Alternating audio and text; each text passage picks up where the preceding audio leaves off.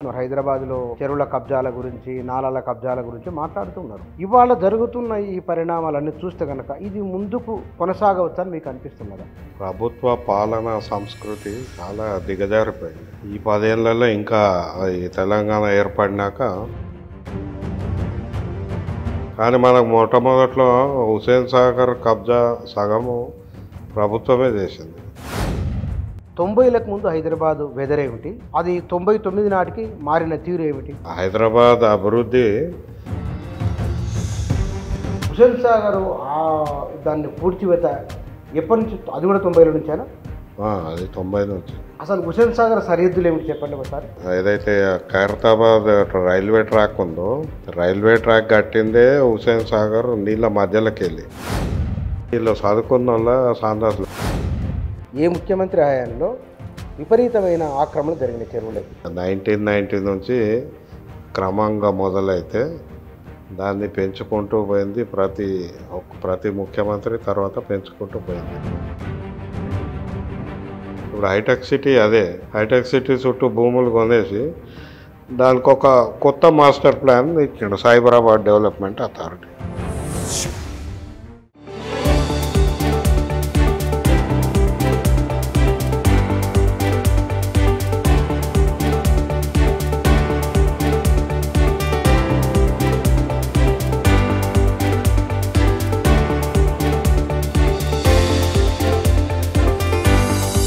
Sir నమస్కారం. నమస్తే sir, Hydraa అంటే మీలాంటి వాళ్ళు కొన్ని సంవత్సరాలుగా మాట్లాడుతున్నారు. హైదరాబాద్లో చెరువుల కబ్జాల గురించి, నాలాల కబ్జాల గురించి మాట్లాడుతున్నారు. ఇవాళ జరుగుతున్న ఈ పరిణామాలన్నీ చూస్తే కనుక ఇది ముందుకు కొనసాగవచ్చని మీకు అనిపిస్తున్నదా? ఇది అనుమానం నిజమే. ఎందుకంటే ప్రభుత్వ పాలన సంస్కృతి చాలా దిగజారిపోయింది. ఈ 10 ఏళ్లలో ఇంకా ఈ తెలంగాణ ఏర్పడినాక చాలా దిగజారిపోయింది. అసలు ప్రభుత్వము ప్రజల తరఫున, ప్రజల కొరకు, బడుగు వర్గాలకు, బలహీన వర్గాలకు అండగా ఉంటుందని అనుమానము కలుగుతుంది ఎప్పుడైనా మనకి. ఇక ఎంక్రోచ్మెంట్స్, కబ్జాలకు వచ్చేటప్పటికి ఇప్పుడు కాదు, 1990 నుంచి మనం చూస్తున్నాం, దాని గురించి మాట్లాడుతున్నాం. అయితే మొదటి నుంచి కూడా ఇప్పుడు ఈ హైడ్రా యొక్క ప్రధాన లక్ష్యం ఏంటంటే అసెట్ ప్రొటెక్షన్, అంటే ప్రభుత్వ ఆస్తుల రక్షణ కొరకు ఇది ఏర్పాటు చేసింది. ఇది కేవలం హైదరాబాద్ పరిధి మాత్రమే, తెలంగాణ వ్యాప్తంగా కాదు. అది కూడా ఓఆర్ఆర్ లోపల ఉన్న నిర్దిష్టమైన పరిధి. ఈ పరిధిలో ప్రభుత్వ ఆస్తులు అంటారు. నేనేమంటున్నా, చెరువు ప్రభుత్వ ఆస్తి కాదు, అది సామాజిక ఆస్తి. అది ఇక్కడ కూడా ఇంటర్ప్రిటేషన్లో ఇష్యూస్ ఉన్నాయి. ఎందుకంటే ప్రభుత్వంకి అధికారం లేదు చెరువు సామాజిక ఆస్తి కాబట్టి కబ్జా చేయడానికి. కానీ మనకు మొట్టమొదట్లో హుస్సేన్ సాగర్ కబ్జా సగము ప్రభుత్వమే చేసింది. ప్రైవేటు వ్యక్తులు చేయడము పక్కన పెడితే నీటి వనరుల కబ్జాలో ప్రభుత్వ పాత్రనే ఎక్కువ కనపడుతుంది. మీకు హైదరాబాద్ చుట్టుపక్కలనే, నేను ఎక్కడ మాట్లాడతాను, ఇది దోషం చేయడంలో, కబ్జా పెట్టడంలో, అంటే దాని నీటి ప్రాంతాన్ని నింపి దాని బిల్డింగు ఇంకేదో కట్టడంలో ప్రభుత్వం పాత్రనే ఎక్కువ ఉంది. ప్రభుత్వం అంటే ఈ ప్రభుత్వం అని కాదు, మనం 30 ఏళ్ళ చరిత్ర, 50 కాదు, కేవలం 30 ఏళ్ళ చరిత్ర. అంటే 70ల నుంచా? 1990 నుంచే ఉంది ఎక్కువ. సో అది మూసి కావచ్చు. మనకు హైదరాబాద్లో ఇదివరకు 3000 చెరువులు, కుంటలు, 3000 అవి ఇప్పుడు హెచ్ఎండిఏ పరిధిలో ఇంకొక 10,000 చెరువులు, కుంటలు. ఇవన్నీ ఇట్లో ఎన్ని పోయినాయి, ఎన్ని ఉన్నాయి అనేది లెక్క లేదు. ఎందుకంటే అసలు మొదటి లెక్క లేదు కాబట్టి ఎన్ని పోయినాయో తెలియదు మనకి. అయితే దీని పర్యవసానాలు మనం తీవ్రంగా ఈ 15 ఏళ్ళ నుంచి చూస్తున్నాం. ఏది ఒక చెరువులు, కుంటలు కబ్జా పెడితే వరదలు వస్తాయి అనేది ప్రధానమైన సమస్య. ఇది మనం ఇప్పుడు ఈ 5 ఏళ్లలో 2020 నుంచి ఆ, వర్షం చుక్కబడంగానే ఈడ నీళ్ళు నిలుస్తున్న పరిస్థితి. అంటే ఆడ కుంట ఉంటుంది, ఆడ కుంట ఉండొచ్చు, వాగు ఉండొచ్చు, ఏమన్నా ఉండొచ్చు అక్కడ. అది స్పష్టంగా దాని పర్యవసానాలు చూస్తున్నాం. కాబట్టి ఈ లోతట్టు ప్రాంతాలు అనే పదం వాడుతారు. ఈ లోతట్టు ప్రాంతాలన్నీ కూడా అది కుంట కావచ్చు, చెరువు కావచ్చు ఒకప్పుడు. సో ఈ ఈ ఇది మనము హైడ్రా గుర్తించాలి అంటే ప్రధానంగా.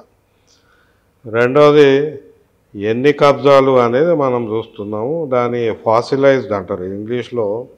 అంటే శిలాజ పాత తవ్వుతుంటే మనకు కనపడతాయి అట్లా. ఫాసిలైజ్డ్ కబ్జా అని అనుకోవచ్చు కొత్త పదం వాడితే. అంటే కబ్జా ప్రాథమికంగా ఎవరో ఒకరు దాన్ని నింపుతారు. నింపినాక ఒక బిల్డింగ్ కడతారు. బిల్డింగ్ కట్టినాక ఆ బిల్డింగ్లో ఇంకొకళ్ళు వస్తారు. వాళ్ళకి కబ్జా సంగతి తెలియదు, ఎందుకంటే అది భూమి, ఆ భూమి మీద భవనం వాళ్ళు కొన్నారు. అంటే ప్రాథమిక కబ్జాదారుడు వేరు, సెకండరీ తర్వాత కంటిన్యూస్గా వచ్చే ఓనర్షిప్ వేరు. ఈ గుర్తింపు చట్టంలో లేదు. కేవలం అందరూ గీత గీసేసి దాని పక్కన అవతల వాళ్ళంతా కబ్జాదారులు అంటారు. కానీ పర్పెట్రేటర్స్ అంటే ఒక క్రైమ్, ఇది క్రైమ్ అంటున్నాము, ఈ క్రైమ్ పర్పెట్రేటర్స్ ఎవరు, వాళ్ళని మనం శిక్షిస్తున్నామా లేదా, ఇది హైడ్రా మొట్టమొదట గుర్తించాల్సింది. ఇప్పుడు హైడ్రాలో ఒక లక్ష్యం ఏంటంటే మున్ముందు ఇవన్నీ ఆస్తుల రక్షణ చేయాలి, దీని ద్వారా ప్రకృతి వైపరీత్యాలను తగ్గించాలి. అంటే వరదలు రావడము ఇవన్నీ తగ్గించడము, ప్రాణ నష్టము, ఆస్తి నష్టము ఇది తగ్గించేది అందులో ఉంది. అదే చెప్పింది కూడా అదే.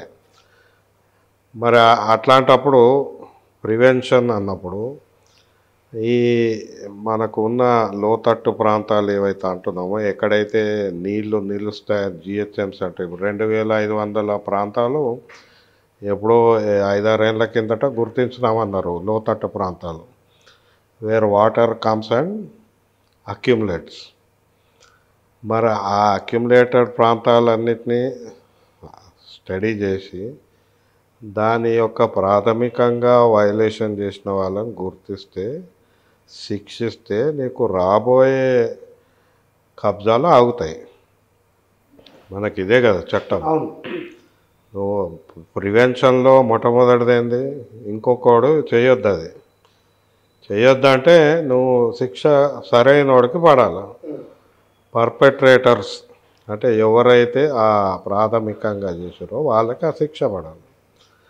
అది ఈ విధి విధానంలో 3 పేజీల జీవోలో అది రాలేదు. అది విధి విధానాల్లో అన్న రావాలి, లక్ష్యంలో కూడా రావాలి. అది అంటే సార్ ఇక్కడ మీరు మొత్తం 90ల నుంచి ఆక్రమణలు ప్రారంభమైనారు కదా, 90లకు ముందు హైదరాబాదు వెదర్ ఏమిటి, అది 99 నాటికి మారిన తీరు ఏమిటి? అది వెదర్ అంటే ఇప్పుడు నిర్మాణాలు ఆ తర్వాత వచ్చిన రకాల అది హైదరాబాద్ అభివృద్ధి వేగం పుంజుకోవడానికి మనకు ఎప్పుడైతే బిల్డింగ్ లాస్ ఏవైతే ఉంటాయో, బిల్డింగ్ బైలాస్, వాటిని సరళీకృతం చేసిన సందర్భం 97-98 ఆ ప్రాంతంలో. అంటే చంద్రబాబు నాయుడు ముఖ్యమంత్రి, చంద్రబాబు రాష్ట్రానికి. అయితే 95లో 1995లో విజయభాస్కర్ రెడ్డి గారు ముఖ్యమంత్రి ఉన్నప్పుడు అప్పటి మున్సిపల్ శాఖ మంత్రి నరసింహారెడ్డి అని ఉండేది. ఆ సమయంలో వీళ్ళు ఏం చేశారు, ఫ్లోర్ స్పేస్ ఇండెక్స్ అని నిర్మాణంలో నియంత్రణ. అంటే మీరు ఒక 1000 గజాలు ఉంటే 1000 గజాల్లో ఎంత నిర్మాణం చేయొచ్చు రేషియో ఉంటుంది ఫ్లోర్ స్పేస్ ఇండెక్స్లో. 1:3 అని, 1:2, 1:4. ఇక అది మనకు అప్పుడు నాకు గుర్తుండి 1:3 ఉండే. ఆ ఫ్లోర్ స్పేస్ ఇండెక్స్ తర్వాత ఎత్తేసారు. ఎత్తేసి ఏం చేసిండ్రు, నీకు రోడ్ విడ్త్ బట్టి కట్టుకోమన్నారు. అంటే ఇంటి ఎదురుగా ఆ రోడ్ ఏదైతే 30 మీటర్ ఉంటే G+1, 50 మీటర్ ఉంటే G+2 ఇట్లా రోడ్ విడ్త్ తోటి ముడిపెట్టి పర్మిషన్లు ఇవ్వడం మొదలుపెట్టింది. దాంతో మొదలైంది. ఎందుకంటే బిల్డింగ్లు సెట్ బ్యాక్లు లేకుండా అసలు ఖాళీ జాగా లేకుండా కట్టడం. ఇప్పుడు ఇందులో మనం ఇప్పుడు వరదలు రావడానికి, ప్రకృతి వైపరీత్యాలు పెరగడానికి ఇంకో కారణం ఏంటంటే ఖాళీ జాగా లేదు, అంతా కాంక్రీటైజ్డ్. భూమి నీళ్ళు కూడా ఇంకేటట్లేవు. నీళ్ళు ఇంకోటి కాదు, ఇప్పుడు వర్షం పడితే ఇమీడియట్ వరద అయిపోతుంది. అది భూమి ఉంటేనేమో నీళ్ళు ఇంకి స్లో అవుతుంది. ఇప్పుడు మన చుక్క పడిన సెకండ్కే అది వరద రూపంలోకి వస్తుంది. ఈ కాంక్రిటైజేషన్ ఎందుకైంది? మనం ఈ బిల్డింగ్ లాస్ సరళీకృతం చేసి డిమాండ్ పెంచినందుకు. ఇది ఒకటే కాదు, తర్వాత సిరీస్. ఇప్పుడు ఈ తెలంగాణ వచ్చినాక 2016లో 5th జనవరి నాడు 6 జీవోలు ఇష్యూ చేసింది తెలంగాణ ప్రభుత్వం. ఒకటే రోజు 6 జీవోలు. అప్పుడున్న టీఆర్ఎస్ గవర్నమెంట్ 6 జీవోలు కూడా బిల్డింగ్ లాస్ని ఇంకా సరళీకృతం చేశారు. అంటే చౌరస్తాలల్లో ఈ మాల్స్ కానీ ఇవన్నీ కట్టొద్దు అనేది ముందు ఉండే, అవి తీసేసారు. అవన్నీ చాలా 6 జీవోలతోటి బిల్డర్స్కి ఇంకా ప్రోత్సాహం వచ్చింది. సార్ ఇక్కడ 6 జీవోలు ఏముందో కొంచెం సంక్షిప్తంగా చెప్పండి, కొంచెం అర్థం కాని ప్రేక్షకులకు. ఇప్పుడు 6 జీవోల్లో కూడా అన్ని బిల్డింగ్స్కి సంబంధించింది. ఒక సినిమా హాల్స్, మాల్స్, వీటన్నిటికి సంబంధించి కొన్ని నియమ నిబంధనలు ఉంటాయి. సెట్ బ్యాక్ ఎంత ఉండాలి, చౌరస్తాలలో ఉండాలి, ఇవన్నీ వాటన్నిటినీ సరళీకృతం చేసేసాను. నేను దాని మీద వివరంగా రాసిన. ఇప్పుడు స్పెసిఫిక్ ఒక్కొక్క జీవో నంబర్ అవన్నీ ఉన్నాయి. కానీ నా పాయింట్ ఏంటంటే ప్రభుత్వాలు, ఏ ప్రభుత్వమైనా ఎప్పుడు నిరంతరం చట్టాలు, ఏదైతే నియంత్రణ వ్యవస్థ ఉందో దాన్ని సరళీకృతం చేసుకుంటూ వచ్చారు. ఆ సరళీకృతంలో భాగంగానే ఈ కబ్జాల పర్వం మొదలైంది. ఇప్పుడు ఒక ఉదాహరణ ఎల్ఆర్ఎస్ ఏంది?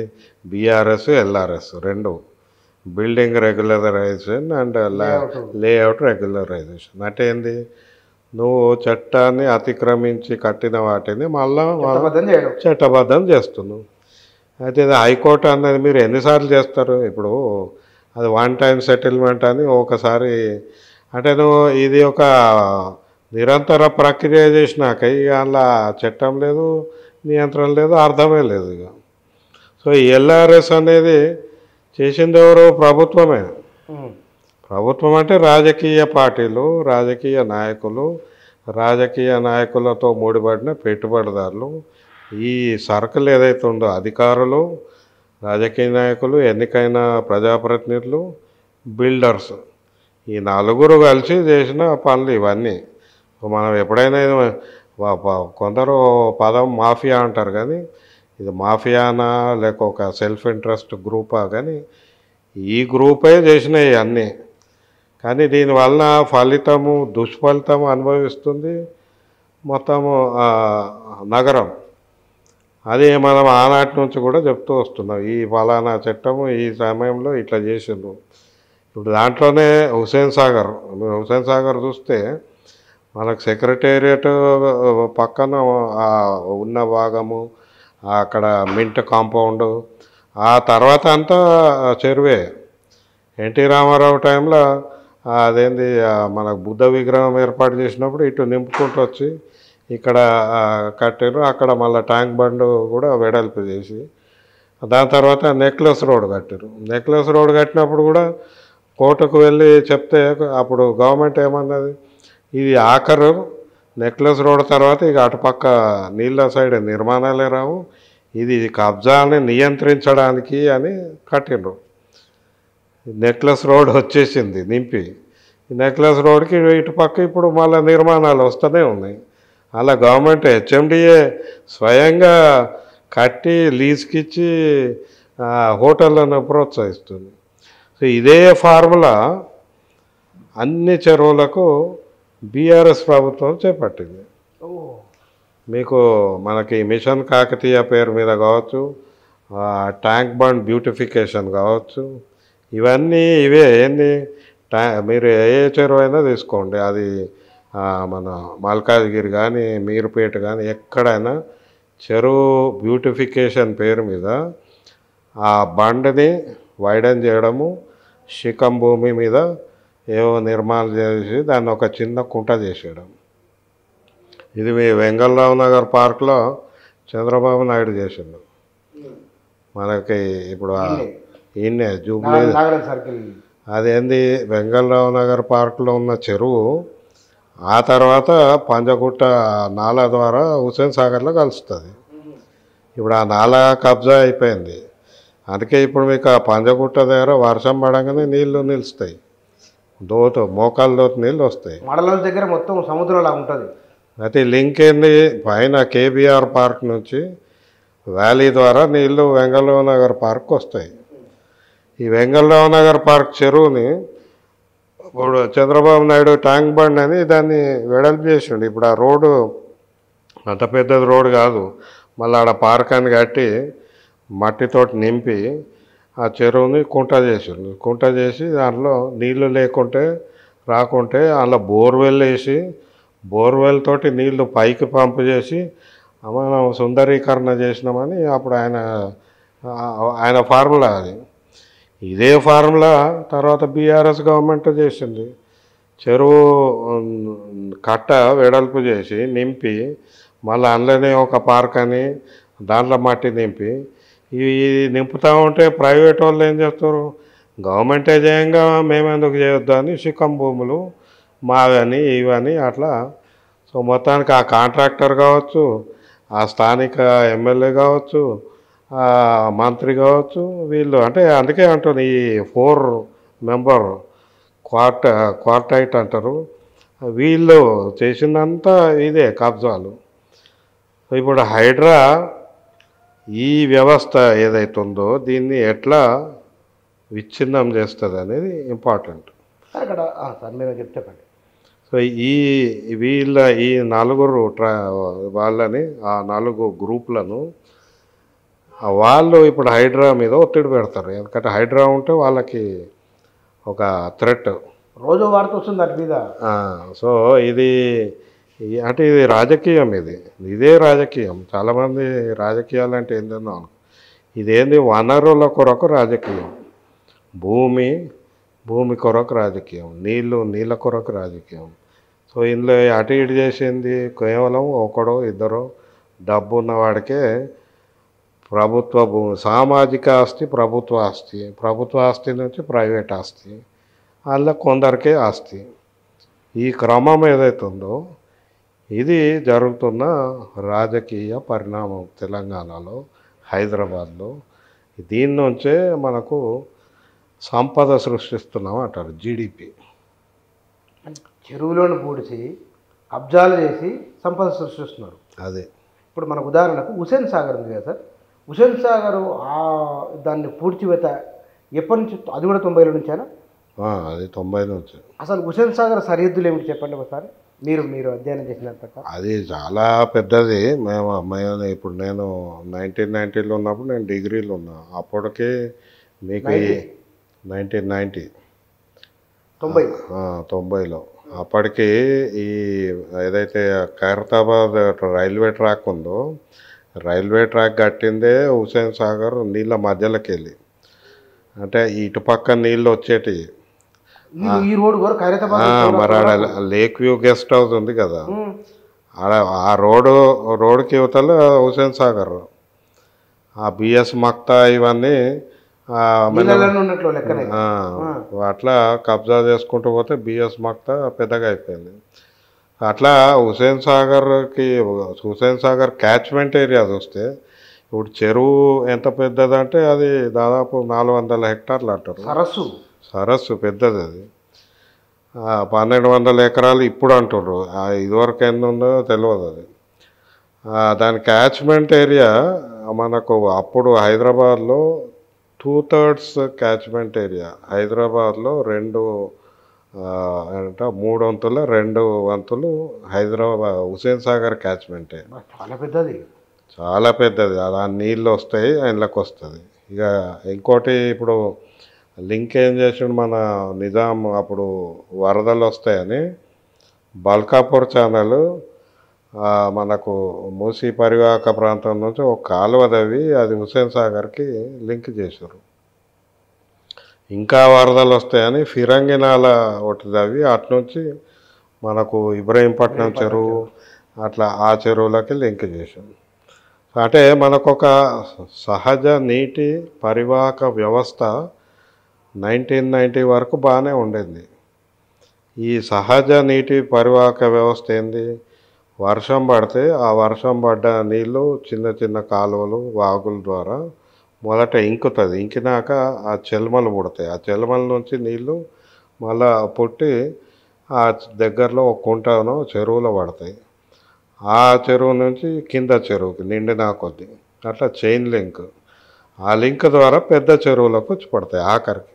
ఆ పెద్ద చెరువులో ఒకటి హుస్సేన్ సాగర్, ఈ మానవ నిర్మాణ చెరువులు మన ఉస్మాన్ సాగర్, హిమాయత్ సాగర్.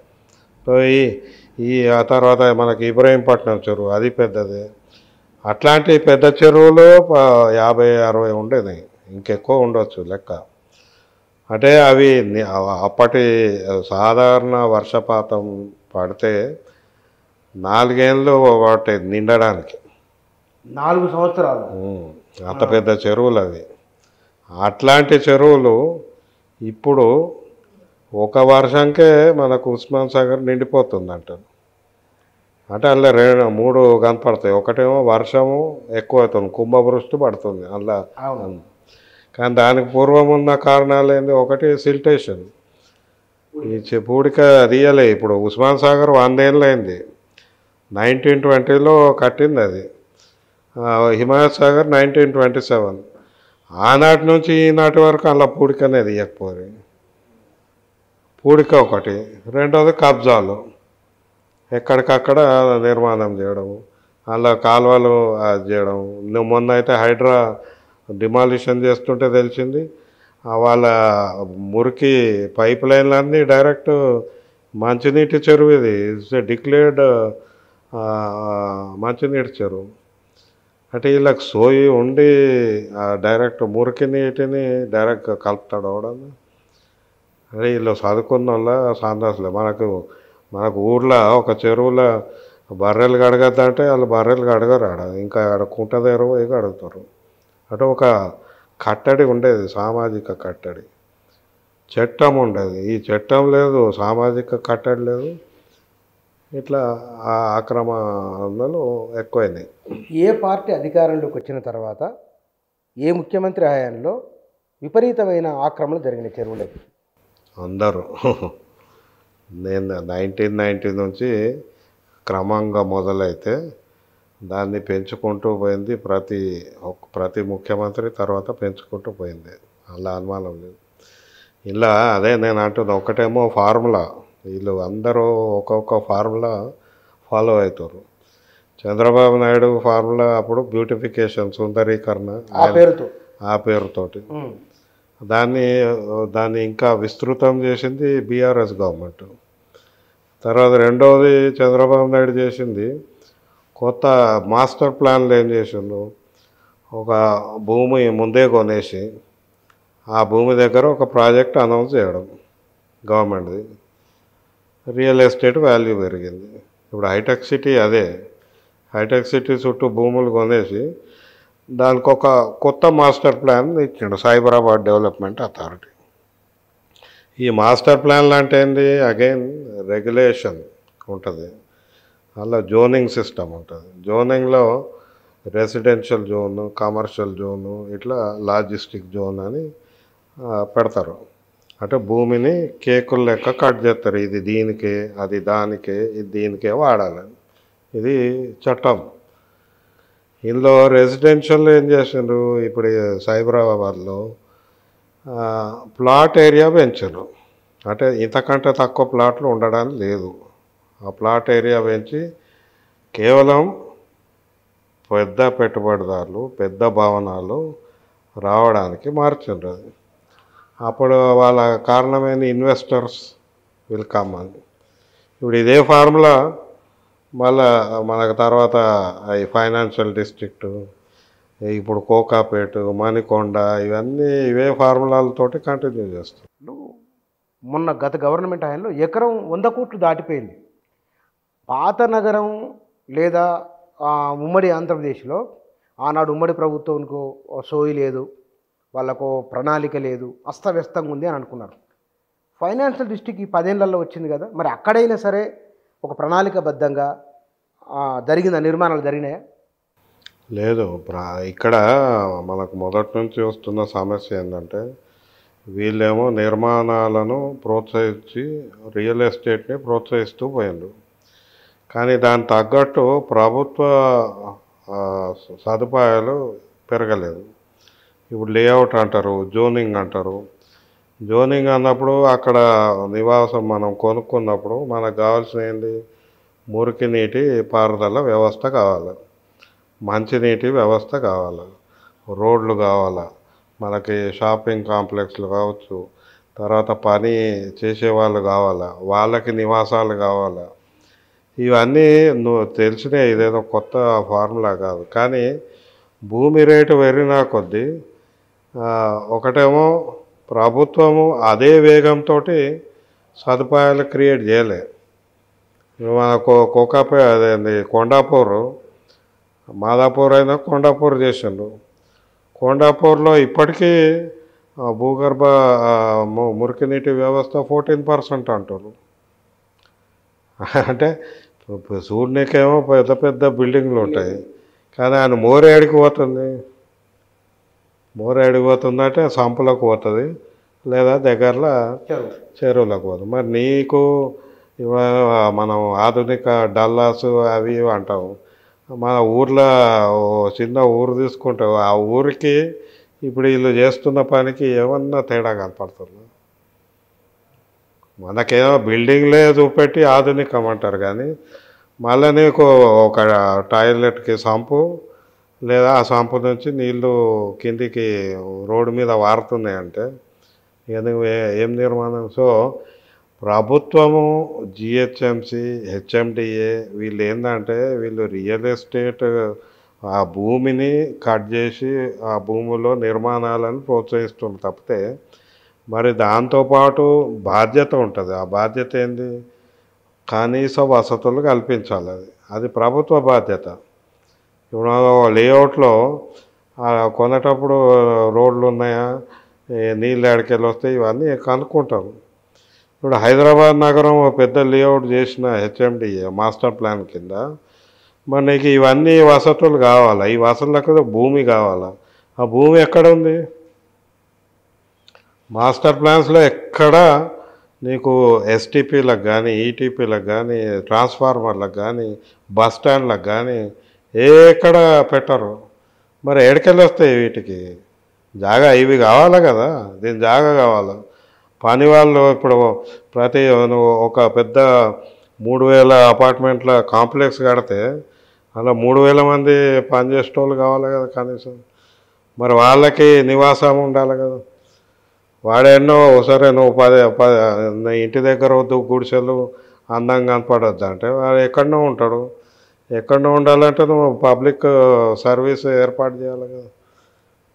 సో ఈ అంటే నువ్వు అర్బనైజేషన్, టౌన్ ప్లానింగ్లో ఇవన్నీ భాగం. ఇది కొత్త సైన్స్ కాదు, పాతదే. 1930sలోనే టౌన్ ప్లానింగ్ చట్టంలో 20% పేదలకు భూమి ఇవ్వాలి అనేది ఉంది. దీన్ని తగ్గించారు, 15 చేసారు, 10 చేసారు, 5 చేసారు, 0 చేసారు. ఇప్పుడు లేఅవుట్లలో నీకు వాళ్ళు ఎక్కడ ఉంటారు, వాళ్ళ ఇల్లు ఎక్కడ ఉంటుంది? మళ్ళీ రోడ్డు పక్కన కట్టుకోవాల్సి వస్తుంది. కట్టుకున్నారు, కబ్జా చేసినారు. ఇదివరకు వాళ్ళని అందరు, ఇప్పుడు వాళ్ళకి అది ఇల్లే కబ్జా పెడతారు. సో భూమి రేటు పెరిగినా కొద్దీ ప్రభుత్వం కల్పించుకొని వసతులు కల్పించాలి. ఇప్పుడు ఎస్టీపీ మూసి పునరుద్ధరణ కింద ఇప్పుడు కాదు, ఎప్పటి నుంచో 31 ఎస్టీపీలు కడతామన్నారు. జాగలేదు. ఎక్కడ ఎస్టీపీ ఎడగడతారు? అందుకని చెరువులలో కడతారు. Because you are not plan for that. నువ్వు మాదాపూర్ కట్టినప్పుడు ఈడ 10,000 ఇండ్లు వస్తాయి అని అనుకున్నప్పుడు 10,000 ఇండ్ల నుంచి వచ్చే మురికి నీటికి నువ్వు ఎస్టీపీకి జాగా ఎక్కడన్నా పెట్టినావా? You are not created in the layout. ఆఖరికి దుర్గం చెరువులో కబ్జా పెట్టి కట్టిండ్రు. అది ఆడికి జాగా లేక 20 MLD మాత్రమే పెట్టిరు. ఇప్పుడు 45 MLD, ఆ రోజుకి 100 MLD వస్తుంది. ఆ చెరువుని కాలుష్యం చేస్తారు. అంటే ఇది ప్రభుత్వ విధానాల్లో ఎంతవరకు ముడిపడి ఉన్నాయి, ప్రైవేట్ వాళ్ళు ఎంత ముడిపడి ఉన్నాయి, ఇది అర్థం చేసుకోవాల్సిన ఆవశ్యకత ఉంది. కానీ ఇక్కడ మొన్న దాన నాగేందర్ ఇష్యూ చూసినాం మనం. మరి దాన్ని బట్టి చూస్తే హైడ్రా చూస్తున్న వారేమో రంగనాథ్ చాలా సీరియస్గా ఉన్నారు. ఆయన ప్రభుత్వం ఇచ్చిన ఆదేశాల ప్రకారం ముందుకెళ్తామని వారు చాలా బోల్డ్గా మాట్లాడుతున్నారు. అది చూసినాం కదా మనం, ప్రభుత్వం ఏం చెప్పింది అది చేసుకుంటూ వెళ్ళిపోతాం మేము అని అన్నారు వారు. దీన్ని చూస్తే మీకేమనిపిస్తుంది? ఇక్కడే అదే అంటుంది, ఎన్నికైన ప్రజాప్రతినిధులు వాళ్ళు ఆ చట్ట ప్రకారం బిహేవ్ చేస్తున్నారా, చట్టాన్ని పరిరక్షించే పని చేస్తున్నారా, చట్టాన్ని అతిక్రమించే పని చేస్తున్నారు. బహుశా ఏ ఒక్క వ్యక్తికి కూడా ఇప్పుడు ఏ ప్రజాప్రతినిధి కూడా చట్ట ప్రకారం బిహేవ్ చేస్తున్నట్టు ఎవరికి నమ్మకం లేదు. అది సో దానం నాగేందర్ కానీ ఇంకెవరైనా కానీ రేపు పొద్దున కబ్జా చేస్తున్నప్పుడు కబ్జాదారిని కూలగొడుతున్నాడు వీళ్ళు పోయి హైడ్రా మీద ఒత్తిడి పెడుతుంటే అది పేరుకి మేము ప్రజల కొరకని అంటుంటారు. కానీ అసలు వాళ్ళ నిర్మాణమే కావచ్చు, లేదా వాళ్ళ దోస్తు నిర్మాణం కావచ్చు. అసలు అందులో చట్టం ఏముంది, మరి చట్ట ప్రకారం అది ఆస్తి ప్రభుత్వ ఆస్తి అనేది ఇది నిర్ధారణ కావాలంటే పారదర్శకంగా ఉండాలి. ఆయన స్టేట్మెంట్ ఇచ్చి ఈయన స్టేట్మెంట్ ఇచ్చి కాదు. అసలు అక్కడ ఇష్యూ ఏంది, జిహెచ్ఎంసి భూమి కొందరు వాడుకుంటున్నారు, అది కేవలం నడకకే అంటే ఒకటి. కానీ అక్కడ ఒక కాంపౌండ్ వాళ్ళు కట్టిండ్రు. కాంపౌండ్ వాళ్ళు కట్టి వాళ్ళని రైట్ ఆఫ్ వే అంటారు. మనకు పెడెస్ట్రియన్ కావచ్చు, వెహికల్స్ కానీ పోవడానికి ఇబ్బంది కలిగించదు. అది ప్రభుత్వం చేయాల్సింది. సమస్య అదే, లేకుంటే అక్కడ ఆ భూమిని కబ్జా పెడుతున్నారు. సో ఈ మనకు ఇప్పటివరకు ఉన్న ఫార్ములాలు ఏవైతున్నాయి, కబ్జా పెట్టే ఫార్ములాల్లో ఒకటి ఇట్లే, ప్రజలు అక్కడ చుట్టుపక్కల ఉన్న వాళ్ళు మాకు ఇది అవసరం ఉంది అని దాన్ని మెల్లమెల్లగా వాళ్ళు ఒక పాల కేంద్రం, ఓ రూమ్ కట్టడం, అట్లా కబ్జా పెట్టిన సందర్భాలు ఉన్నాయి. లేదా ఆడ చిన్న గుడి ఉంటుంది, లేదా ఒక మసీదు ఉంటుంది, ఓ దర్గా ఉంటుంది, దాన్ని పెద్దగా చేసి అది ప్రజల కొరకే అని అట్లా అది అక్కడ పెట్టి పక్కన కబ్జా పెట్టడం. అంటే ఈ కబ్జాలకు ఫార్ములాలు ప్రజల పేరు మీద జరుగుతాయి. అది ఇప్పుడు ఈ ఎన్నికైన ప్రజాప్రతినిధులు రేపు పొద్దున్న హైడ్రా పనిని నీరుగార్చాలంటే వాళ్ళు ఉపయోగించేది మళ్ళా ప్రజల పేరు మీదనే. సో అందులో ఇమోషనల్ ఇష్యూస్ తీసుకొస్తారు.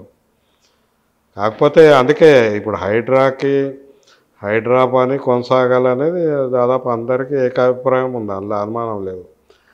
కానీ హైడ్రా కొనసాగాలంటే ప్రజల మద్దతు కావాలి. ప్రజల మద్దతు కావాలంటే హైడ్రా పని పారదర్శకంగా ఉండాలి. కానీ ఇక్కడ సార్ మనకు గత బీఆర్ఎస్ ప్రభుత్వం ఉన్నప్పుడు కొన్ని అక్రమ నిర్మాణాల కూల్చివేత జరుగుతుందని బుల్డోజర్లు పోయినాయి, పోయి ఇట్లా కూలగొట్టి మళ్ళీ ఆగిపోయింది. ఇక్కడ ఈసారి వీళ్ళు పోయి ఇప్పుడు మనం మాట్లాడిన సమయానికి అలా జరుగుతూనే ఉన్నది. మొదలు ప్రారంభించి వదిలేస్తే వీళ్ళు సీరియస్గా జరుపుతూ ఉన్నారు. ఇది విపక్షం వరకే వచ్చి ఆగిపోద్దాం, ఒక చర్చ కూడా నడుస్తున్నది. అన్ని కబ్జాల విషయంలో ఇట్లాగే ఉంటుందని ఒక మీకేం? ఒకటి, నేను ఈ విపక్షం స్వపక్షము అనేది లేదు. ఇది ప్రజాపక్షమా ప్రజా వ్యతిరేక పక్షమా అదే చూడాలి రెండు. సో కబ్జాదారులు అందరూ ప్రజా వ్యతిరేక పక్షమే. అది ఏబిసిడి ఏ పార్టీ అన్నా కానీ వాళ్ళు ఎప్పటికప్పుడు ఆ పార్టీ మారుతుంటారు. కాబట్టి వీళ్ళు విపక్షమా రాజకీయ అదేంటి అధికార పక్షమా అనేది మనం ఆ కోణంలో చూడొద్దు. ప్రజాపక్షము ప్రజా వ్యతిరేక పక్షం. ఎందుకంటే ఆ ప్రజలకు సంబంధించిన ఆస్తిని వాళ్ళు ఎవరో కబ్జా పెట్టిండ్రు. అది ప్రజలకు సేవ కానీ ఇంకేదో విధంగా ఉపయోగపడకుండా ప్రైవేటైజేషన్ చేసారు. ఇక్కడ నేను అందుకే ఇక్కడే రాజకీయం ఇప్పుడు ఇది అంతా ఎవరు చేసిండ్రు ప్రజా వ్యతిరేక పక్షం అంతా ఈ నలుగురు నిర్ణేతలే వీళ్ళు రాజకీయ పార్టీలు అధికారులు ఎన్నికైన ప్రజాప్రతినిధులు బిల్డర్లు వీళ్ళ దగ్గర డబ్బు ఉంది వీళ్ళ దగ్గర ఆస్తి ఉంది వీళ్ళ దగ్గర వనరులు ఉన్నాయి వీళ్ళ దగ్గరే నిర్ణయం ఉంది సో ఈ రాజకీయం ఏది ఈ భూమి పట్ల కొట్లాట ఇది ప్రజల కొరకు కొట్లాడుతుండ్రా లేకుంటే వాళ్ళ మధ్య వాళ్ళకు కాంపిటీషన్ వచ్చిందా అనేది చూడాలి అది అక్కడ అందుకే ఇప్పుడు కోకాపేటలో మనకు ఎకరం 600 కోట్లు అయింది 600 కోట్లు అప్పుడు మనకు ఆక్షన్లో వచ్చింది 100 కోట్లు వచ్చి 100-150 కోట్ల వరకు సాగింది అనుకుంటా సరే మొత్తానికి 150 కోట్లు 200 కోట్లు వచ్చింది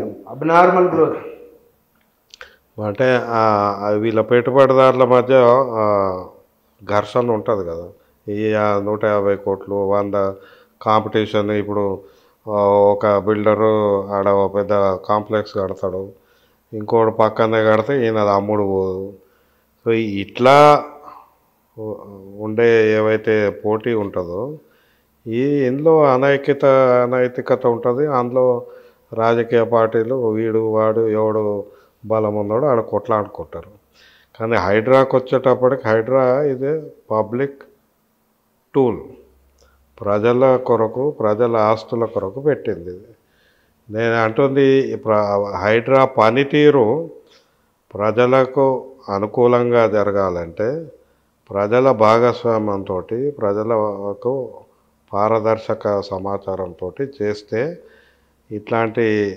విపక్షం స్వపక్షం ఇష్యూలు రావు కొన్ని తీసుకుంటే సీరియస్గా పోతే ఇక్కడ 111 జీవో చాలా ప్రధానమైన అంశంగా ముందుకు వస్తున్నది మరి మీలాంటి వాళ్ళు కూడా వాటి విషయంలో మాట్లాడారు కదా ఇప్పుడు ఏం జరగవచ్చు అనుకుంటున్నారు ఇప్పుడు నిన్న ముఖ్యమంత్రి గారు హిందూ ప్రతినిధులతో మాట్లాడుతుంటే 3 విషయాలు చేస్తున్నామని వాళ్ళే రాసిండ్రు ఆయన ఏమన్నాడు మొట్టమొదట ఈ కబ్జాలు ఏవైతే ఉన్నాయో చెరువులలో ఈ పరిధిలో చెరువుల ఆక్రమణలు మొదట తర్వాత దాని చుట్టుపక్కల ఉన్న ఆక్రమణలు ఆ తర్వాత మొత్తం GO111 వైలేషన్స్ అంటే GO111 ఏదైతే 84 గ్రామాలు ఉన్నాయో 84 గ్రామాల్లో మనకు ఉంది ఇప్పుడు కాలుష్యం చేసే పరిశ్రమ కానీ కాలుష్యం కలిగించే పెద్ద నిర్మాణాలు కానీ ఇవన్నీ రావద్దు అంటే అవన్నీ వైలేషన్ అందులో మనకు దాదాపు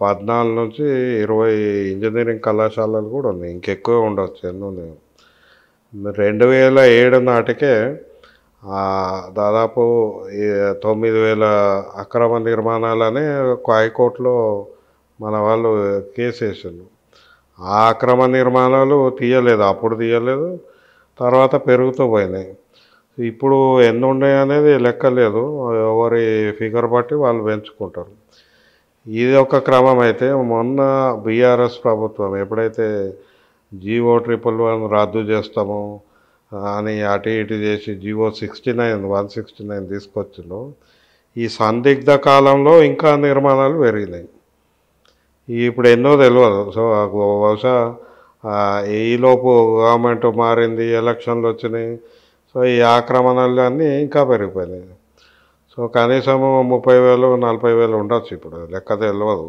ఎన్ని ఉన్నాయి అనేది అయితే ఈ నిర్మాణాలు తీస్తారా లేదా అనేది మనకు ఉంటుంది సందిగ్ధత దాని మీద చట్టమేమో ఇప్పుడు హైకోర్టు మొన్న చెప్పినట్టు అక్రమ నిర్మాణం ఉంటే తీసేయమన్నారు కానీ మనకు స్పాయిలర్ అంటే దీనిలో డిస్టార్షన్ ఫ్యాక్టర్ ఇప్పుడు LRS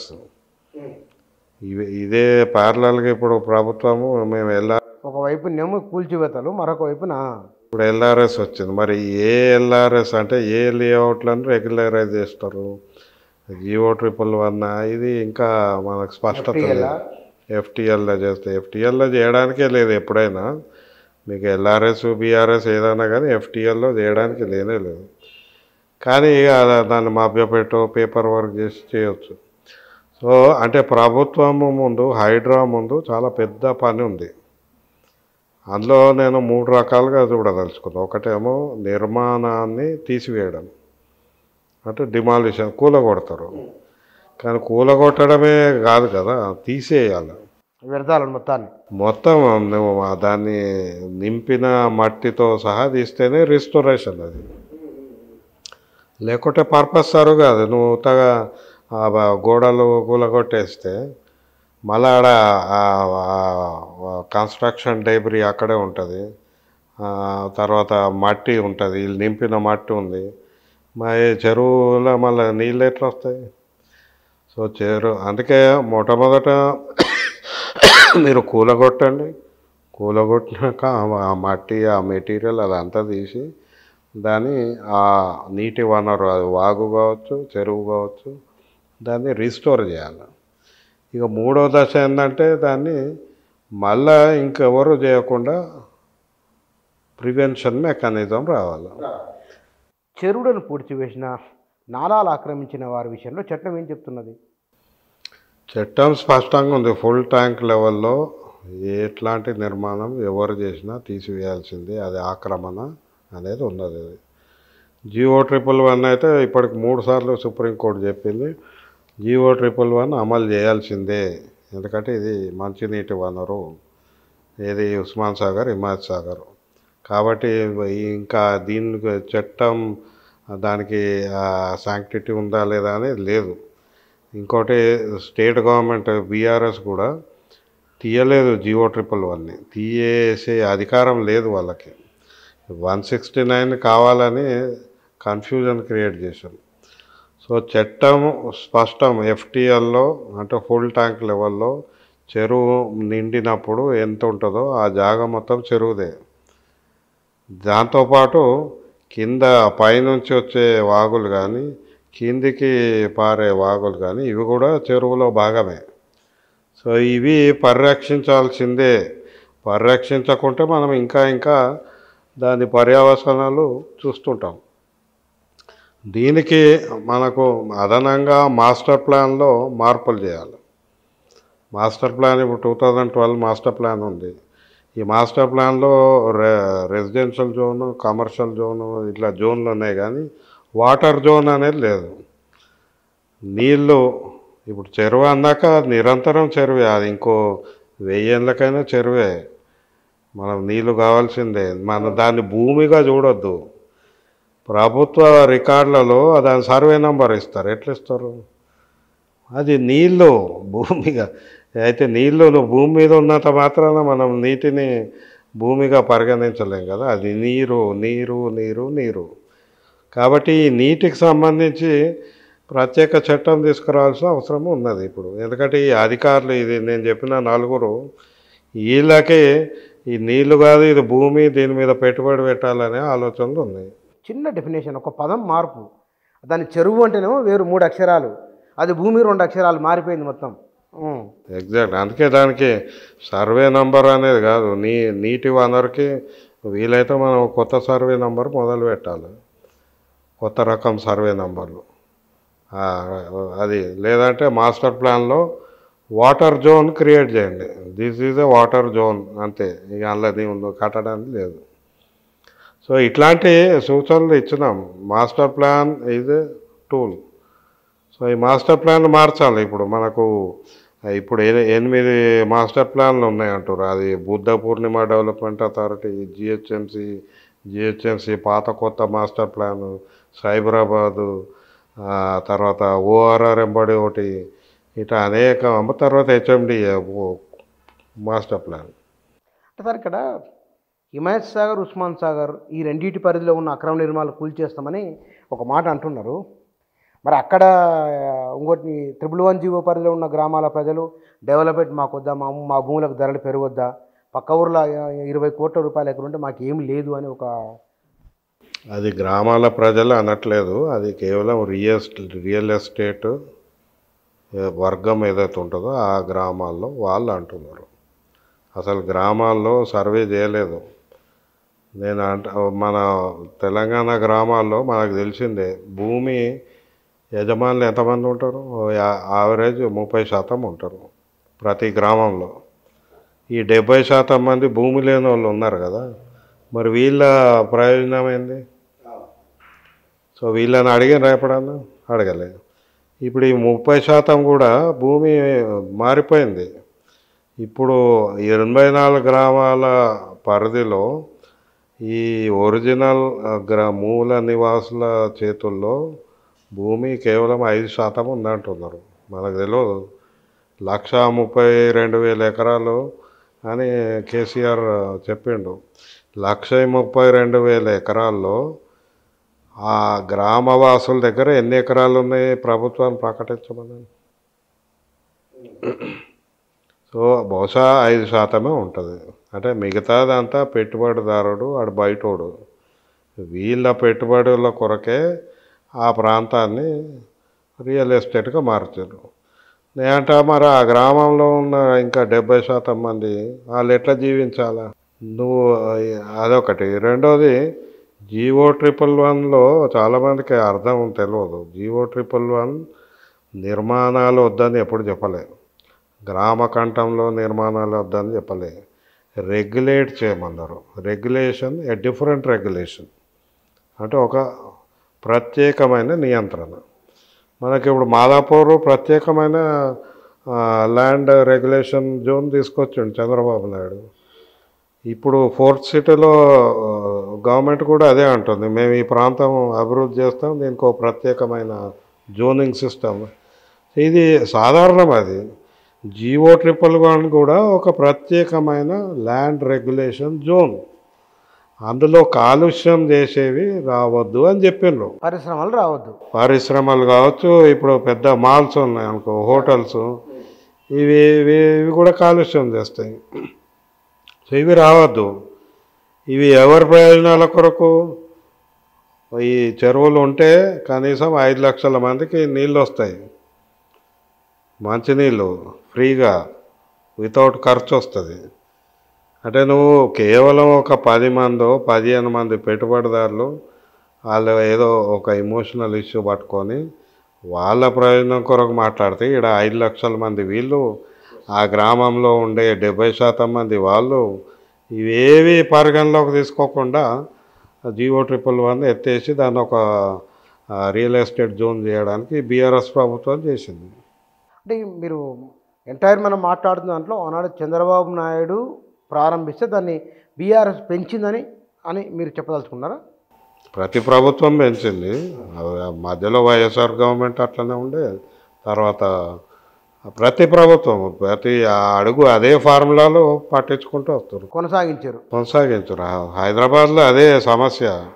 వీళ్ళకి ఈ ఫార్ములాలే ఉపయోగించుకుంటారు. కానీ ఇక్కడ మూసీ రివర్ ఫ్రంట్ అని మేము ఇప్పుడున్న ఈ ప్రభుత్వం చెప్తున్నది, దానికోసమని ఈ చెరువుల మొత్తం ఆక్రమణ తొలగింపు, నీట్ ఫ్లో ఉండే కోసమని. అది కూడా ఒక కారణం. ఎందుకంటే అది నేను కూడా మాట్లాడడం జరిగింది ప్రభుత్వంతో. మనం మూసీ పునరుద్ధరణ అంటే ఏంది? మూసీలో రెండే, ఒకటేమో మురికి నీరు రాకుండా చేయడం, రెండోది మంచి వర్షం నీరు సాఫీగా డైరెక్ట్గా రావడం, మూడోది దాని యొక్క భూమి పరిరక్షణ, కబ్జాకు కాకుండా. మూసి కూడా మస్తు చాలా ఉంది. సో ఇప్పుడు ఇందులో రెండోది, మూసీలోకి నీళ్ళు ఏడు నుంచి వస్తాయి? పరివాహక ప్రాంతంలో పడిన వర్షం చెరువు కుంట నుంచి అక్కడికి మూసీలో చేరుతుంది. ఇది సహజ నీటి వ్యవస్థ. దీన్ని పునరుద్ధరణ చేస్తేనే మూసీ పునరుద్ధరణ అవుతుంది. అందులో స్ట్రైట్ లైన్ ఈక్వేషన్ అది. సో అందుకే హైడ్రా చేసే పని రేపు పొద్దున్న మూసీ పునరుద్ధరణలో భాగంగానే ఉంటుంది అది. ఓకే. అంటే ఇది బహుశా తన లక్ష్యాన్ని చేరుకోవచ్చు హైడ్రా. దానికి ఒకటే లక్ష్యము, దానికి పరిధి, కాలపరిమితి లేదు. ఎందుకంటే ఇది నిరంతరం ప్రభుత్వ ఆస్తుల పరిరక్షణ. కాబట్టి హైదరాబాద్ లాంటి పట్టణ ప్రాంతంలో ఈ సామూహిక ఆస్తి, ప్రజల ఆస్తి, ప్రభుత్వ ఆస్తి మూడు పరిరక్షణ చేయాలంటే నిరంతరం పనిచేయాల్సిందే. కాకపోతే దీంట్లో ఆ జీవో దానిలో లోటుపాట్లు ఉన్నాయి, అంటే నేను గుర్తించినవి. ఆ జీవో లోటుపాట్లను సరిచేస్తే ఏమేమి ఉన్నాయి? ఒకటేమో అసలు ఈ లక్ష్యాలు పూర్తిగా స్పష్టంగా చెప్పలేదు. ఇదే ఇప్పుడే కన్ఫ్యూజన్ చెప్పినా కదా, చెరువు ప్రభుత్వ ఆస్తి కాదు, అసెట్ ప్రొటెక్షన్ అన్నారు. ఈ అసెట్ ఏంది? When you are saying asset అంటే ఆస్తి. ఈ ఏ ఆస్తి, మీరు ఎట్లాంటి ఆస్తిని ఎట్లా పరిరక్షిస్తారు? రెండవది విధి విధానాలు ఇచ్చారు. ఇప్పుడు దీని నుంచి మనకు అన్ని డిపార్ట్మెంట్లతోటి కోఆర్డినేట్ చేసి విపత్తు నిర్వహణ కూడా వీళ్ళకి ఇచ్చారు. అంటే రేపు పొద్దున వరద కావచ్చు, ఇంకేదైనా విపత్తు వస్తే ఈ విపత్తు నిర్వహణ కోఆర్డినేషన్. సో ఫ్లడ్ వస్తే ఫ్లడ్కి ప్రివెన్షన్ ఉంటుంది, పోస్ట్ మేనేజ్మెంట్ ఉంటుంది. ఇవన్నీ నిర్వచనాలు ఇంకా పూర్తిగా లేవు. అందుకే విధి విధానాలు ఇంకా కూర్చొని ఎక్స్పర్ట్స్ తోటి కూర్చొని పనిచేయాలి. నేను ఇప్పుడు చెరువుది అంటున్నా, మనకి ఇప్పుడు ఉస్మాన్ సాగర్ తీసుకుంటే ఇప్పుడు కూల్చేసారు, రీస్టోరేషన్ వర్క్ చేయాలి కదా. రీస్టోరేషన్ వర్క్ ఒక అధికారితో కాదు, ఎందుకంటే ఈయనకి లిమిటేషన్ ఉంటుంది, ఒక మనిషితోటి ఉంటుంది. ఆయన ఐపీఎస్ కావచ్చు, ఐఏఎస్ కావచ్చు, ఆయన జ్ఞానం పరిధి లిమిటేషన్ ఉంటుంది. సో ఒక మల్టీ డిసిప్లినరీ టీం పెట్టుకొని ఆ ఉస్మాన్ సాగర్ని పూర్తిగా పునరుద్ధరణ చేస్తే అప్పుడు ప్రజలకు ఒక ఎగ్జాంపుల్, ఈ హైడ్రా చేసే పని ఇట్లా ఉంటుంది అని అర్థం కలుగుతుంది. అప్పుడు ఇంకా సపోర్ట్ చేస్తారు. సో అది ఉస్మాన్ సాగర్ తోటి మొదలు పెడితే కేవలము అదేంటి జేసీబీ తెచ్చి కూలగొడితే చాలామందికి ఇప్పటికీ తెలియదు. హైడ్రా అంటే కూలగొట్టే పని అనుకుంటారు. కూలగొట్టుడు కాదు, పునరుద్ధరణ పని. అంటే దీంట్లో ఇంకో 7-8 అడుగులు వేయాల్సి ఉంది. హైడ్రా ఒక్కటే అడుగు పడ్డది, ఇప్పటికి ఒకటే అడుగు పడ్డది. ఈ 7-8 అడుగులు ప్రజలకు అర్థమయ్యేటట్టు చేయాలంటే ముందు ఒక చెరువు తీసుకొని చేయండి. పూర్తిగా చేస్తే అప్పుడు ప్రజలు హర్షిస్తారు, ఆమోదిస్తారు. Right sir, thank you sir, thank you very much. Thank you.